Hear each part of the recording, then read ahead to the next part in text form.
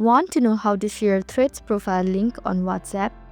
Hello everyone, I'm Jasmine from Take My Life, and today I'll walk you through the process of how to share Threads profile link on WhatsApp.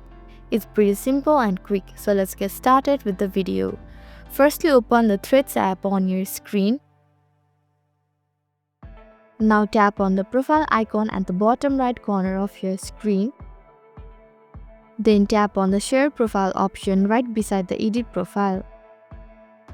Here you can see different options. Now tap on the Share To option at the bottom. Likewise, you can see different icons of different apps. Now tap on the WhatsApp.